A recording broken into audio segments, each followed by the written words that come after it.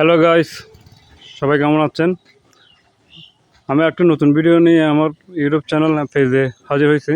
এটা হচ্ছে আমাদের ধর্মীয় শ্রী শ্রী চিন্তাহারি সাধনপীঠ। খুব জাগ্রত একটা মন্দির। এটা একটা পাহাড়ের উপরে মন্দিরটা। আপনি এখানে আসতে হলে আপনাকে শহর থেকে অত নতুন ব্রিজ থেকে বাঁশখালীর যে বাসগুলো আছে ওটা দিয়ে আপনি জলদি হয়ে তারকা বাজার আসতে হবে। তারকা বাজার থেকে আপনি এখানে অটো রিক্সা বা অটো সিএনজি লোকালে আপনি শ্রী শ্রী চিন্তাহারি মন্দিরে চলে আসবেন। এই ভিডিওটা করার উদ্দেশ্য হচ্ছে অনেকে আছে যারা অনেক দূর থেকে আসতে পারে না, তার জন্য আমি এই ভিডিওটা তৈরি করছি। সবাই যাতে এই মন্দিরগুলো দর্শন করতে পারে। এই মন্দিরগুলো খুবই জাগ্রত মন্দির। প্রত্যেকটা মন্দির জাগ্রত। অনেক মন্দির এখানে আছে, অনেক বড় বড় মূর্তি ও প্রতিমা। এই মন্দিরটা অবস্থিত একটা পাহাড়ের মধ্যে, বড় একটা পাহাড়। এই মন্দিরের বিষয়বস্তু হচ্ছে এখানে অনেক বড় বড় মূর্তি আছে বা প্রতিমা আছে, যেগুলো অনেক বড়, প্রায় 30-40 ফুট এরকম। আর খুব সুন্দর প্রতিমাগুলো। আর অনেক মন্দির এখানে আছে।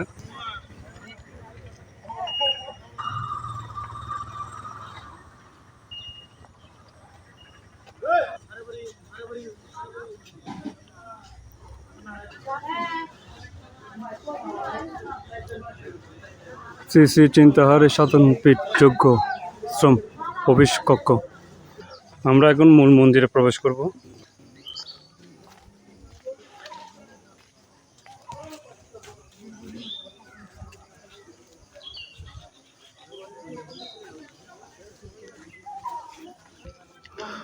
অনেক বড় গণেশ মন্দির। এটা এটা হচ্ছে মন্দিরের প্রথম গণেশ প্রতিমা। এটা হচ্ছে শ্রী শ্রী চণ্ডী মন্দির, মা চণ্ডী।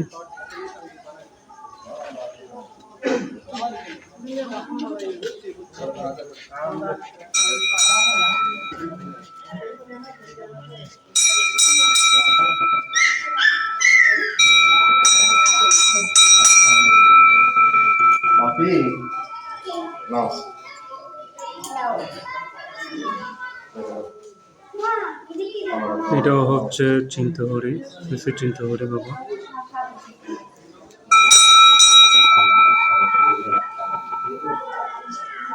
খুব সুন্দর করে এখানে পেন্টিং আছে ভগবানের।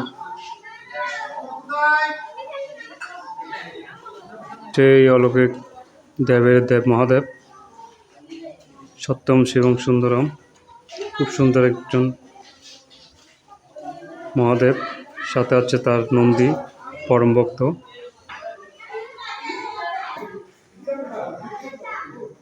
এটাই হচ্ছে মূল মন্দির শ্রী শ্রী চিন্তাহারি। এটা উপাসনা হয় এবং এটা হচ্ছে মন্দির।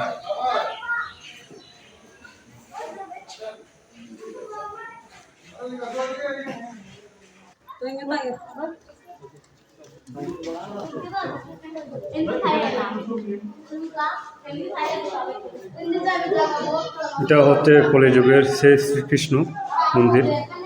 এটা এখানে অবস্থান চিন্তাহারি মন্দিরের পাশে। তারপরে এরপর আমরা দেখতে যাব সেই বড় বড় প্রতিমাগুলো, যেগুলো প্রায় 50 থেকে 60 ফুট লম্বা উঁচু।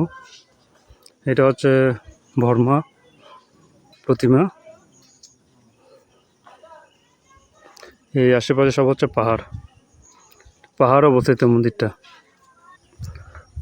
পাহাড়ে অনেক সবুজ গাছগাছালি প্রকৃতি, তার মাঝে এই মন্দিরগুলো আর বড় বড় প্রতিমাগুলো। এটা হচ্ছে দূর থেকে দেখা যাচ্ছে এটা নরসিংহ অবতার। আমি কাছে থেকে দেখা যাচ্ছে সেই নরসিংহ অবতারকে। এটা আমরা কৃষ্ণ হিসাবে জেনে থাকি।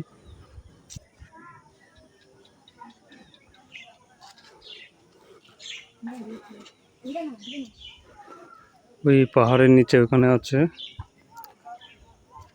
কৃষ্ণ, যে সে যখন কালিঙ্গকে বধ করে, কালিঙ্গ মানে একটা সর্প,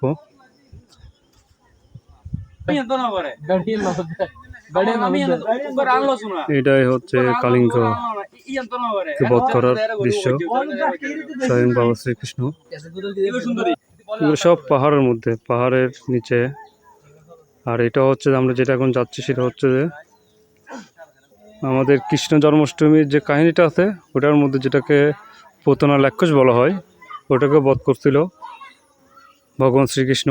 এটা হচ্ছে তার প্রতিকৃতি।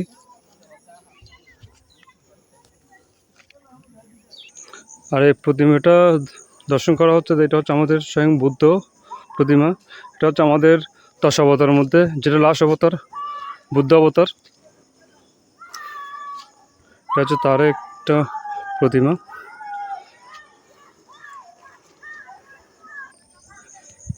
এরপরে আমরা চলে যাব, এখানে কালী মন্দির আছে, মহাদেব মন্দির আছে, তারপরে অনেক বড় একটা হনুমানজি, এটা দেখবো। আর এই হচ্ছে সেই হনুমানজি, অনেক বড় প্রতিমা, দেখতে ঠিক বলিয়ান হনুমান। নিচে সম্পূর্ণ পাহাড়, এ হচ্ছে হনুমানজি। আর এটা হচ্ছে, দেখেন পরে দেখলে বুঝতে পারবেন।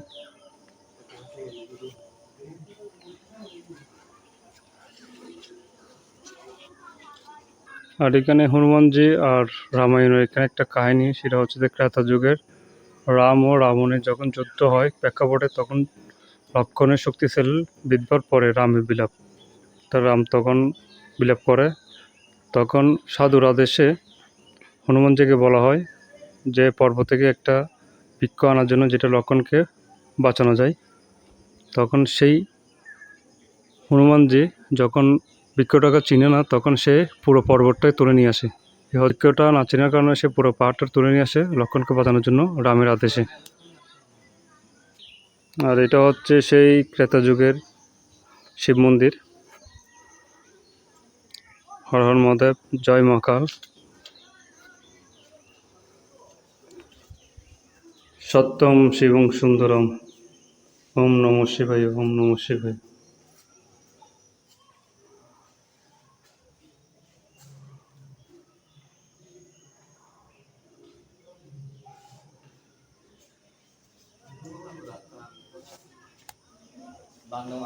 শ্রী শ্রী বাবা লোকনাথ মন্দির এটা।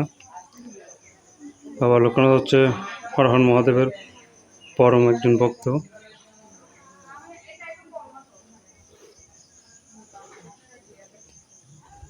হচ্ছে লোকনাথ বাবার মন্দির। এই মন্দিরের শেষ মন্দিরটা হচ্ছে শ্রী শ্রী চিন্তাহরি লক্ষাকালী মন্দির। এটা হচ্ছে সেই মন্দিরটা। প্রত্যেকটা মন্দির পাহাড়ের মধ্যে, যেমন মনে হচ্ছে আমরা আরেকটা সীতাকুণ্ডের মধ্যে আসছি, সীতাকুণ্ড মন্দিরের মতো, খুব ভালো লাগতেছে। আর এগুলো হচ্ছে সব জাগ্রত মন্দির, ত্রেতা যুগের মন্দির এগুলো। এটা হচ্ছে কালী মন্দির। অনেক মানুষ আছে যারা হিন্দু ধর্মীয় ভাই বোনরা অনেক দূর থেকে আসে, কিন্তু দেখতে পারে না বা চেনে না জায়গাটা। তার জন্য আমি এই ভিডিওটা তৈরি করা, সবাই যেন দেখতে পারে। আর সবাই অবশ্যই কমেন্ট করবেন এবং শেয়ার করবেন, যাতে আরও আমার হিন্দু ভাই বোনরা দেখতে পারে। এটা হচ্ছে সেই লক্ষাকালী মন্দির। প্রত্যেকটা মন্দির হচ্ছে কেদার যুগের মন্দির।